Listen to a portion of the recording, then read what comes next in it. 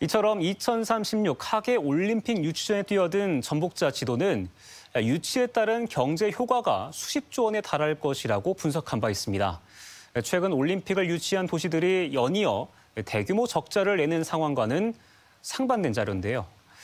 그 근거는 전북도의 출연 기관이자 싱크탱크 격인 전북연구원에서 제시하고 있었습니다. 과연 얼마나 객관적인 자료였을까요? 김하연 기자가 분석해봤습니다. 지난해 말 열린 전북자치도 공개 간부회의.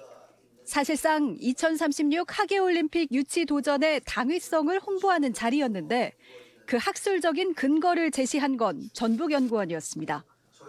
우리 도가 올림픽을 유치했을 경우에 전국적으로 40조의 생산 유발 효과와 그리고 28조 정도의 우리 전북의 생산 유발 효과가 발생할 예정입니다. 구체적으로 따져봤습니다.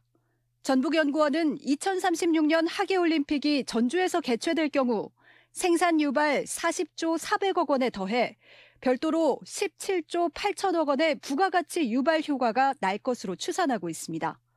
44만 9천여 개의 일자리도 새로 생길 것이라고 봤습니다. 그러나 이 같은 수치는 모두 최대한 유리한 상황이 펼쳐질 것이라는 기대에 근거한 전망입니다. 대회 흥행 여부나 관광객 수, 그들이 대회 기간 얼마나 쓰고 갈지 등 제한된 통계와 불확실한 가정에 근거해 효과를 무제한으로 파생하는 시기입니다.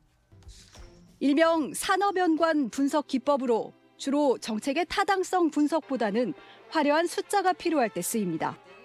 전북연구원은 경기장 신축 같은 직접 투자뿐만 아니라 선수촌과 기자촌 건립 등 간접 투자, 그리고 국내의 관광객의 소비에 따른 승수 효과까지 경제 효과 추산에 모두 포함시켰습니다.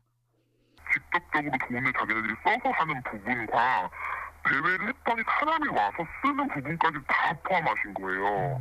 근데 약간 보통 잘 그렇게 하진 않는데 그렇게 쓰신 거 보니까 좀 숫자가 많이 크게 원하셨나 보네요. 이 같은 경제 효과 산출 결과는 전주올림픽이 지난해 프랑스 파리에서 열린 올림픽보다 경제 효과와 고용 창출 효과 모두 2배가 훌쩍 넘을 거란 다소 비현실적인 수치로 귀결됐습니다.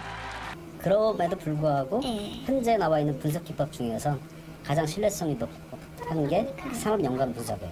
그 이외에 뭐 다른 훌륭한 방법이 있다면 그걸 따를 텐데 아직까지는. 전북연구원이 전북자치도 의뢰로 올림픽의 경제 효과 분석 등을 담은 개최 계획서 작성에 돌입한 건 김관영 지사의 깜짝 올림픽 도전 선언이 있기 불과 2달 전이었습니다. 400페이지가 넘는 보고서가 2달 만에 작성된 겁니다. 이제 연구를 하다가 새만금 문제가 한번 터졌고 그러다 이제 연구가 중단이 됐죠. 기본적인 연구가 돼 있었기 때문에 가능한 거죠. 많은 연구진들이 투입됐어요.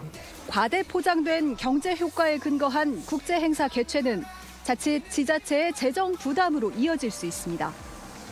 실제 2014년 인천 아시안게임에 앞서 20조의 경제 효과와 27만 명의 고용 효과를 예상했던 인천시는 대회 뒤 부채 비율이 재정 위기 수준에 육박하기도 했습니다. 국내외 호평을 얻었던 평창 동계올림픽도 정작 경기장과 시설물 사후 관리에 천문학적인 비용이 계속 들어가고 있습니다.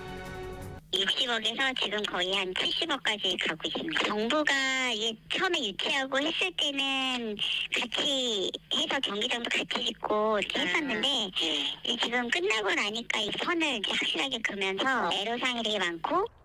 전북연구원은 전북자치도가 매년 수십억 원을 지원하는 출연기관으로 세계 잼버리와 한인 비즈니스 등 각종 국제 행사의 경제 효과 분석을 도맡아 왔습니다. 효과는 부풀리고 사후 비용엔 눈 감은 게 아니냐는 지적에 전북연구원은 과학적이고 통상적인 연구 방법을 사용했고 하계올림픽의 경우 사후 시설 활용도가 동계올림픽보다 높다고 밝혔습니다. MBC 뉴스 김하연입니다.